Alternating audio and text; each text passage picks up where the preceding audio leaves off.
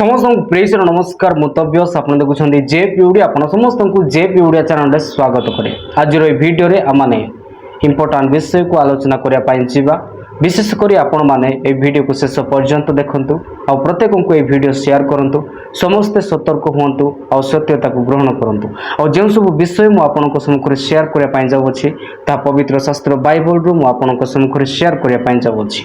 आज हूँ चंद्रग्रहण विशेषकर आम भारत देश में अनेक धार्मिक लोक मैंने अन्य धर्मर लोक मैंने चंद्रग्रहण को नहीं कौन करवा कौन न करवा यही प्रकार भाव से निज धर्म अनुसार से निष्पत्ति नहीं था किंतु वास्तव में यह चंद्रग्रहण कौन अटे वास्तव में यही समस्त विषय कौन ता पवित्र शास्त्र बाइबल वाक्य अनुसार मुझे सम्मुख प्रमाणित करने जाऊँगी। आपण मैंने शेष पर्यंत देखूँ आउ जदि आम चैनल को प्रथम थर पर आसी अच्छा सब्सक्राइब कर बेल आइकन प्रेस करूँ जहाद्वारा आगामी प्रत्येक दिन वीडियो आपण मैंने पाइपर। मोर प्रिय माने यही चंद्रग्रहण को जे प्रकार अनेक लोक माने कहते यही चंद्र लाल हो अनेक लोक माने कहते चंद्र रक्त हो वर्तमान दिन मानक मध्य न्यूज मानक आप देखुवे ब्लड मून बोली कहुच्छी माने रक्तर चंद्र बोली कहुच्छी माने चंद्र ग्रहण दिन चंद्र कौन हेबो रक्त हेबो यानी कि लाल हेबो ए प्रकार कहते। आज आपण माने रात्र समय 8टा 9टा यही समय मध्य आपण माने देखि पारिबे आ मु जो सब विषय कहवाई जाऊँगी ताहा मध्य ध्यान दियंतु।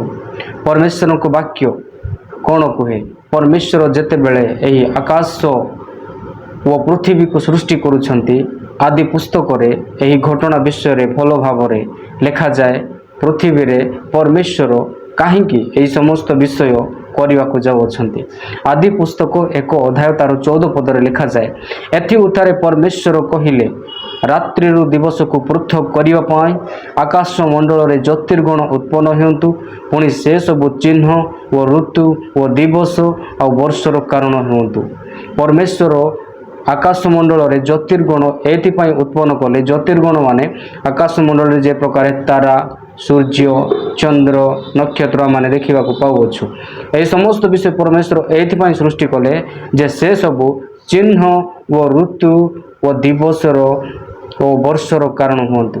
यही विषय ध्यान दिंतु परमेश्वर किछि निजर चिन्ह को प्रकट करने निजर चिन्ह को प्रकाश करने और ऋतु को और वर्ष को प्रकाश करने चाहती आई विषय मुझे सम्मुख इम्पोर्टाट विषय देउछि जे चिन्ह परमेश्वर चिन्ह प्रकाश करने ही कौन करिसंती आकाश मंडल रे सब सृष्टि करिसंती।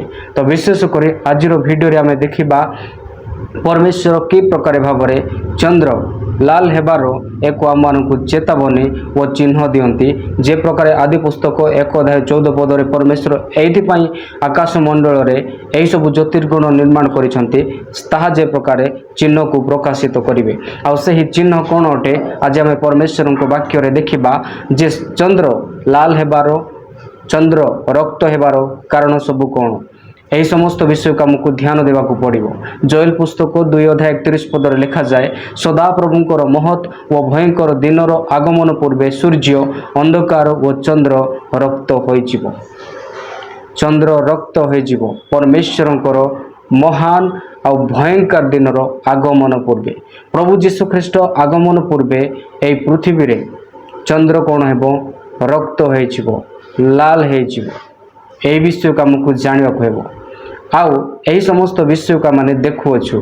आज माने देखिबा माथ्यू लिखित सुसमाचार 24 अध्याय तार 29 पद मात्र सही समय कष्ट पर हठात सूर्य अंधकारमय हेबो व चंद्र आलोक देव नाही पुणी नक्षत्रमाला आकाशरू पड़िबे वो आकाश मंडलर शक्ति समूह विचलित हेबे।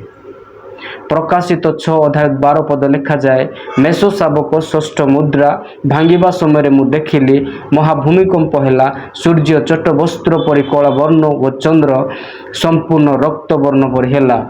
मोर प्रिय माने परमेश्वरंकर वाक्य आमानंकु आदि पुस्तक 1 अध्याय तार 7 माने 3 पदरे माने देखिबा पाइलु परमेश्वर एइथिपाई एही सब निर्माण कले ताहा चिन्ह जे प्रकार प्रकाशित करिवो। चंद्र रक्त हेबार चिन्ह हैला परमेश्वरंकर आगमन आउ परमेश्वरंकर ଏକ ଭବିଷ୍ୟତବାଣୀ ଯାହା ପୁରା ହେବା ପାଇଁ ଏହା ଆମମାନଙ୍କୁ ଚିହ୍ନ ସ୍ୱରୂପେ ଦେଖାଯାଉଅଛି। ଆଉ ଚନ୍ଦ୍ର ରକ୍ତ ହେବା ବିଷୟକୁ ନେଇ ଅନେକ ଲୋକମାନେ କୁହନ୍ତି, ଆଉ ବର୍ତ୍ତମାନ ଯୁଗରେ ସାଇଣ୍ଟିଫିକ୍ ୱେରେ ଲୋକମାନେ ପରୀକ୍ଷା କରିକି ଦେଖନ୍ତି, ହଁ ଏହା ତ ବୈଜ୍ଞାନିକ ୱେରେ ଦେଖାଯାଇଅଛି, ଏହା ଗୋଟିଏ ନର୍ମାଲି, ଏହା ଗୋଟିଏ ନ୍ୟାଚୁରାଲି, ଏହି ପ୍ରକାର ଭାବରେ ନ୍ୟୁଜ୍ରେ ପ୍ରକାଶିତ କରାଯାଏ। କିନ୍ତୁ ବାସ୍ତବରେ ଚନ୍ଦ୍ର ରକ୍ତ ହେବାର ଲକ୍ଷଣ ଓ ଚିହ୍ନ ହେଲା ପରମେଶ୍ୱରଙ୍କର ଆଗମନ। ଆଉ ଏହି ସମସ୍ତ ବିଷୟ ଆକାଶରେ ପରମେଶ୍ୱର ଏଇଥିପାଇଁ ସୃଷ୍ଟି କଲେ ବୋଲି ବାଇବଲରେ ଲେଖାଯାଇଅଛି, ତାହାର ଚିହ୍ନକୁ ପ୍ରକାଶିତ କରିବା ପାଇଁ। କେଉଁ ଚିହ୍ନ? ଯୀଶୁଙ୍କର ଆଗମନର ଚିହ୍ନ ପ୍ରକାଶ କରିବା ପାଇଁ ଏହି ଚନ୍ଦ୍ର ରକ୍ତ ହେବା ବିଷୟ କୁହାଯାଇଅଛି। ଅନେକ ଲୋକମାନେ କହିବେ ଯେ ଏହି ସମସ୍ତ ବିଷୟ ନର୍ମାଲି, ଆଉ ଏହି ସମସ୍ତ ବିଷୟ କ'ଣ ହେବ? ଯେ ପ୍ରକାର ଆପଣ ସମସ୍ତେ ଜାଣନ୍ତି, ବର୍ତ୍ତମାନ ଦିନମାନଙ୍କ ମଧ୍ୟରେ ଅନେକ ଲୋକମାନେ ଏହି ସମସ୍ତ ବିଷୟକୁ ଏକ ନର୍ମାଲି ଭାବରେ ପ୍ରତ୍ୟେକ ବର୍ଷରେ ଦେଖନ୍ତି। ଆଉ ଏହି ଚନ୍ଦ୍ରଗ୍ରହଣ, ଚନ୍ଦ୍ର ରକ୍ତ ହେବା ବିଷୟ ବା ଚନ୍ଦ୍ର ଲାଲ ହେବା ବିଷୟ ଏହି 2025ର ଶେଷ, ଆଉ ଆମମାନେ ଆର ବର୍ଷ ମଧ୍ୟ ଦେଖିବା। ଏହା ବାରମ୍ବାର ଏଥିପାଇଁ ହୁଏ, ପରମେଶ୍ୱରମାନଙ୍କୁ ଜଣାନ୍ତି ପ୍ରଭୁଙ୍କର ଆଗମନ ଅତି ଶୀଘ୍ର ହେବା ପାଇଁ ଯାଉଅଛି। ଆମେମାନେ ଅନ୍ତିମ ସମୟରେ ବାସ କରୁଅଛୁ, ଆଉ ଆମେମାନେ ପରମେଶ୍ୱରଙ୍କର ଆଗମନ ପାଇଁ ପ୍ରସ୍ତୁତ ହେବା ଦରକାର। ଅନେକ ଲୋକମାନେ ଏହି ସମସ୍ତ ବିଷୟକୁ ଅବହେଳା କରନ୍ତି, ଧ୍ୟାନ ମଧ୍ୟ ଦିଅନ୍ତି ନାହିଁ। ଅନେକ ଲୋକମାନେ ଭାବୁଛନ୍ତି ଯେ ପ୍ରଭୁଙ୍କର ଆଗମନ ଆଉ କେବେ ହେବ? ଏହି ପ୍ରକାର ଭାବରେ ଲୋକ ନିଜ ନିଜ ଇଚ୍ଛା, ନିଜ ନିଜ କାର୍ଯ୍ୟରେ ସେମାନେ ଲିପ୍ତ ଅଛନ୍ତି। କିନ୍ତୁ ପରମେଶ୍ୱରଙ୍କ ବାକ୍ୟ କୁହେ ପ୍ରଥମ ଥେସଲୋନିକୀୟ 5:3 ଯେତେବେଳେ ଲୋକେ ଶାନ୍ତି ଓ ନିରାପଦ ବୋଲି କହୁଥିବେ, ସେତେବେଳେ ଗର୍ଭବତୀର ପ୍ରସବ ବେଦନା ତୁଲ୍ୟ ହଠାତ୍ ସେମାନଙ୍କ ବିନାଶ ଉପସ୍ଥିତ ହେବ, ଆଉ ସେମାନେ କୌଣସି ପ୍ରକାର ରକ୍ଷା ପାଇପାରିବେ ନାହିଁ। ହଠାତ୍ ସମୟ ଆସିବ, ପରମେଶ୍ୱରଙ୍କର ଆଗମନ ହେବ, ଆପଣ ବଞ୍ଚିପାରିବେ ନାହିଁ। ତେଣୁ ସମୟ ଥାଉ ଥାଉ ସେହି ଜୀବନ୍ତ ଈଶ୍ୱରଙ୍କର ବାକ୍ୟକୁ ଦେଖି ଆମେମାନେ ପ୍ରଭୁଙ୍କଠାରେ ବଢ଼ିବାର ସମୟ ଅଟେ। ପରମେଶ୍ୱର ଏହି ଆକାଶ ମଣ୍ଡଳରେ ଏହି ସମସ୍ତ ଚିହ୍ନ ଏବଂ ଲକ୍ଷଣ ଆମକୁ ଦେଖାଉଛନ୍ତି ଯେ ଅତି ଶୀଘ୍ର ସେ ଆସୁଅଛନ୍ତି। ତେଣୁକରି ଆଉ ଆମେମାନେ ଯେକୌଣସି ବିଷୟ ଦେଖୁଅଛୁ ତାହା ବାକ୍ୟ ଆଧାରିତ ମୁଁ କହିଅଛି। ତେଣୁ ବାକ୍ୟକୁ ଦେଖନ୍ତୁ, ଆଉ ବାକ୍ୟ ଅନୁସାରେ ନିଜେ ନିଜକୁ ରେଡ଼ି କରନ୍ତୁ, ଆଉ ପ୍ରଭୁଙ୍କ ପାଇଁ ପ୍ରସ୍ତୁତ ହୁଅନ୍ତୁ। ନଚେତ୍ ଆମେମାନେ ପ୍ରଭୁଙ୍କ ରାଜ୍ୟକୁ କେବେ ମଧ୍ୟ ଯାଇପାରିବା ନାହିଁ। ତେଣୁକରି ପରମେଶ୍ୱର ଯୀଶୁ ମଧ୍ୟ ଯେତେବେଳେ ଜଗତରେ ଥିଲେ, ତାଙ୍କରି ଶିଷ୍ୟମାନଙ୍କୁ କହୁଥିଲେ, ତୁମେମାନେ ଯେ ପ୍ରକାରେ ପରୀକ୍ଷାରେ ନ ପଡ଼, ଏଥିପାଇଁ ତୁମେମାନେ ଜାଗ୍ରତ ରୁହ ଓ ପ୍ରାର୍ଥନା କର। ଆଜି ଆମେ କେତେ ଜଣ ଜାଗ୍ରତ ଅଛୁ, ପ୍ରାର୍ଥନା କରୁଅଛୁ? ମହାବିପଦ, ଭୟଙ୍କର ସମୟକୁ ଆମେମାନେ ସାମ୍ନା କରିବା ପାଇଁ ଯାଉଅଛୁ, ତାହା ପ୍ରଭୁଙ୍କର ଆଗମନ। ସେହି ଦିନ ଭୟଙ୍କର ହେବ, ଆକାଶ ମଣ୍ଡଳର ଶକ୍ତି ସମୂହ ବିଚଳିତ ହେବ, ଆଉ ପରମେଶ୍ୱରଙ୍କର ଆଗମନ ଭୟଙ୍କର ହେବ। ତେଣୁ ଆସନ୍ତୁ ନିଜ ଜୀବନକୁ ସମର୍ପିତ କରିବା, ପରମେଶ୍ୱରଙ୍କର ବାକ୍ୟ ଅନୁସାରେ ଚାଲିବା, ପ୍ରତ୍ୟେକ ଦିନ ବାଇବଲ ପଢ଼ିବା, ଆଉ ପ୍ରଭୁଙ୍କ ସହିତ ଆମେ ଜୀବନ ଅତିବାହିତ କରିବା। ତେବେ ଆପଣ ଏହି ଭିଡ଼ିଓକୁ ବହୁତ ମାତ୍ରାରେ ସେୟାର କରନ୍ତୁ, ଆଉ ଆପଣଙ୍କର ମତାମତ କମେଣ୍ଟ ବକ୍ସରେ ଲେଖି ଜଣାନ୍ତୁ।